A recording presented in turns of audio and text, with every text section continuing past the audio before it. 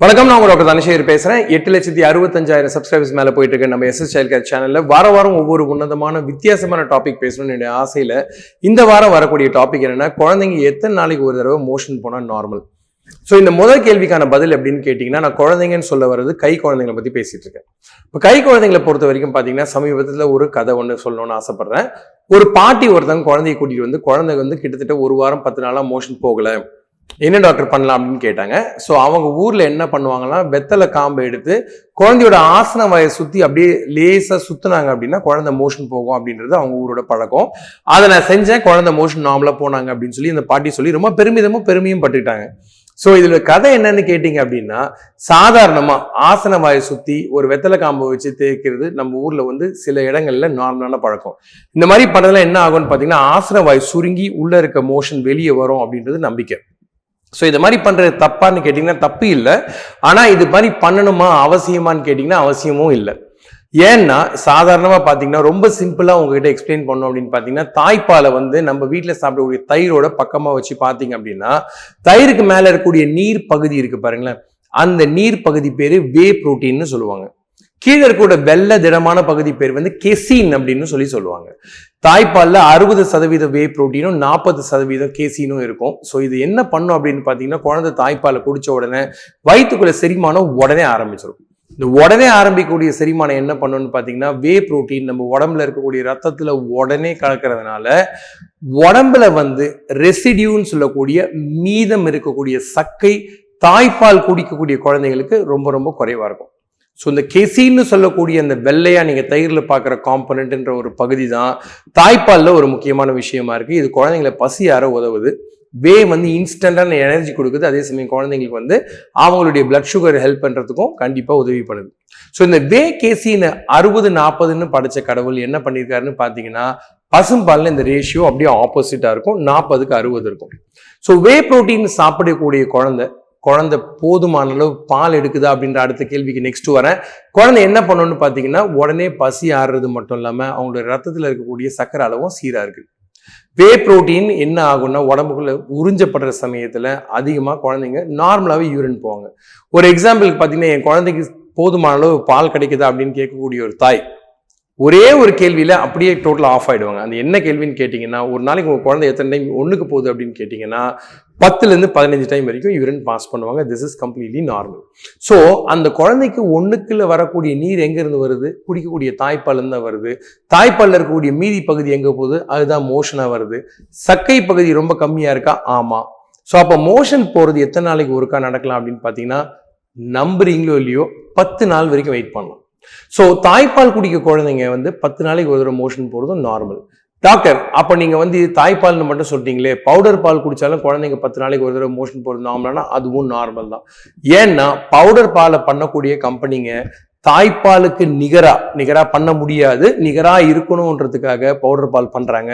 So அதனால அந்த composition அதே மாதிரி இருக்கிறதுனால அவங்களும் 10 நாளைக்கு ஒரு தடவை தான் மோஷன் போவாங்க. So completely normal.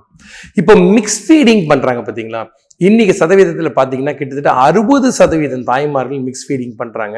இந்த 60%த்துல பார்த்தீங்கன்னா மிக்ஸ் ஃபீடிங் பண்ணக்கூடிய தாய்ப்பால் மற்றும் பவுடர் பால் ரெண்டுமே குடிக்கக்கூடிய அம்மாக்கள் என்ன பண்றாங்கன்னு பார்த்தீங்கன்னா, காமனா எங்கிட்ட வரக்கூடிய கம்ப்ளைண்ட், குழந்தைங்க பச்சை நேரத்துல மோஷன் போகுதுன்னு சொல்றாங்க. அது மட்டும் இல்லாம இந்த குழந்தைங்களும் 10 நாளைக்கு ஒரு தடவை தான் மோஷன் போறாங்கன்றது எந்த சந்தேகமும் கிடையாது.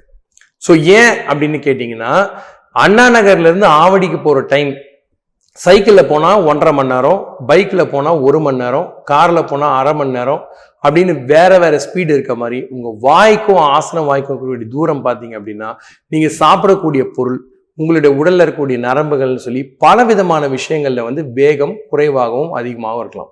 ஸோ உங்க குடல் இப்படி இறையுது பார்த்தீங்களா, இந்த இறையிற ஸ்பீடு வந்து ஒருத்தருக்கும் வேற மாதிரி இருக்கிறதுனால தான் மோஷன் போற ஃப்ரீக்வன்சி வேறுபடுது. ஸோ தாய்ப்பால் அல்லது பவுடர் பால் அல்லது ரெண்டுமே கொடுக்கக்கூடிய தாய்மார்கள் தயவு செய்து முக்கியமா ஞாபகம் வச்ச விஷயம் என்னன்னு கேட்டீங்கன்னா, 10 நாள் வரைக்கும் குழந்தை மோஷன் போடலாம். தயவு செய்து வெயிட் பண்ணுங்க, ஒன்றும் பிரச்சனையே கிடையாது.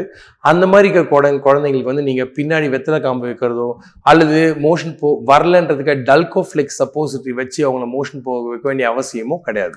ஆனா எப்போ மோஷன் போடலாம் பயப்படணும்னு சொல்லக்கூடிய சிவப்பு கொடிகளை எப்பவும் முக்கியமா சொல்லிடணும். அது நம்பர் 1. குழந்தைங்க தாய்ப்பால் கூட கொடுக்க முடியாம வரக்கூடிய வயிறு உப்புசம், குடல் சரியா இறையலை அப்படின்னு காட்டுது. நம்பர் 1. நம்பர் 2, அந்த மாதிரி குழந்தைங்களுக்கு வந்து சாதாரணமா காத்து சரியா பிரியல, குழந்தை வந்து குடலை அடைச்சு அதனால வயிறு வீங்கி அதனால பால் சரியா குடிக்காம அதனால குழந்தை வாந்தி எடுத்துட்டு இருக்காங்க அப்படின்னா அது கண்டிப்பா வந்து கவலைப்பட வேண்டிய மற்றும் அவசரப்பட வேண்டிய ஒரு முக்கியமான விஷயம். தைராய்டு ப்ராப்ளம் இருக்கக்கூடிய பச்சிளம் குழந்தைங்களுக்கு மோஷன் போகிறதுக்கு தாமதமாகலாம். ஸோ குழந்தைங்களுக்கு தைராய்டு வருமானா நான் இன்னொரு எபிசோட்ல நிறைய டிஸ்கஸ் பண்ணியிருக்கேன். குழந்தைங்களுக்கும் அது நியூபார்ன் பேபிஸ்க்கு தைராய்டு ப்ராப்ளம் இருந்தால் மலச்சிக்கல் தான் ஆரம்ப அறிகுறியா இருக்கும். நம்பர் 1. அது மட்டும் இல்லாம சில குழந்தைங்களுக்கு குடல் அடைப்பு அல்லது நரம்பு சம்பந்தப்பட்ட குடல் பிரச்சனைகளை ஹர்ஷ்பிரங் டிசீஸ்னு சொல்லுவாங்க. இந்த டிசீஸ் இருந்தாலும் குழந்தைங்களோட மோஷன் ப்ராப்ளம் அதிகமாக இருக்கலாம். ஸோ இந்த ஹர்ஷ்பிரங் டிசீஸ் அப்படின்றது என்னன்னு பார்த்தீங்கன்னா, உங்க வீட்டில் இருக்கக்கூடிய பல அறைகளுக்கு ஒரு ரூம்க்கோ அல்லது 2 ரூம்க்கோ சுத்தமாக மின்சாரமே இல்லைன்னா நீங்கள் வீட்டுக்குள்ளே போயிட்டு வெளியே வரவை எவ்வளோ சிரமப்படுவீங்களோ ஒரு இருண்ட வீட்டுக்குள்ளே, அதே மாதிரி இருக்கக்கூடிய கான்செப்ட் தான் ஹர்ஷ்பிரங் டிசீஸ். ஸோ இந்த 2 கண்டிஷனுமே பார்த்தீங்க அப்படின்னா, ஒன்று மருத்துவம் சார்ந்த சிகிச்சை, இன்னொன்று அறுவை சிகிச்சை சார்ந்த சிகிச்சை. இந்த 2 பிரச்சனைக்குமே அறிகுறிகள் மலச்சிக்கல தான் இருக்கும். அது மட்டும் இல்லாமல் சில குழந்தைங்களுக்கு முதுகுத்தண்டு சம்பந்தப்பட்ட பிரச்சனையாக இருந்தாலும் அது மலச்சிக்கல ஆரம்பத்தில் பிரதிபலிக்கலாம். ஸோ இப்படி இருக்கக்கூடிய இந்த ப்ராப்ளத்தை எப்படி அணுகணும் அப்படின்னு பார்த்தீங்கன்னா, ஆசனவாய் ஓட்டையிலிருந்து மண்டை வரைக்கும் குழந்தைங்களுக்கு எந்த பிரச்சனை வந்தாலுமே மலச்சிக்கல் ஒரு அறிகுறியா இருக்கலான்றது உங்க மருத்துவர் மூலமா நீங்க தெரிஞ்சுக்கிட்டு உங்க குழந்தைக்கு அந்த பிரச்சனை இருக்கா அப்படின்னு பார்க்கறது ஒரு சின்ன பிளட் டெஸ்ட் ஒரு ஸ்கேனோ பண்ணா இந்த பிரச்சனைக்கான விடை கிடைச்சிரும்ன்றதை மறக்காதீங்க. ஸோ இதுதான் நீங்க வந்து இன்னைக்கு இந்த மெசேஜ்ல தாய்ப்பால் குடிக்கக்கூடிய குழந்தைகள் 10 நாளைக்கு ஒரு தடவை மலம் கழிக்கலான்றது நார்மல்ன்றது தான் இன்னைக்கு முக்கியமான வீடியோட சாராம்சம். ஸோ தாய்ப்பால் கொடுக்குற தாய்மார்களே தயவு செய்து பயப்படாதீங்க, 10 நாள் வரைக்கும் வெயிட் பண்ணலாம். இன்னொரு நாள் இன்னொரு விஷயம் இன்னொரு நல்ல செய்தியோட கட்டாயமா வந்து உங்களை சந்திப்பேன் அப்படின்னு நம்பிக்கையோடு விடைபெறுது உங்கள் டாக்டர் தனசேகர். SSL சேனலை தொடர்ந்து பாருங்க, கமெண்ட்ஸ் எழுதுங்க, சப்ஸ்கிரைப் பண்ண மறக்காதீங்க. Will meet you again. நன்றி, வணக்கம்.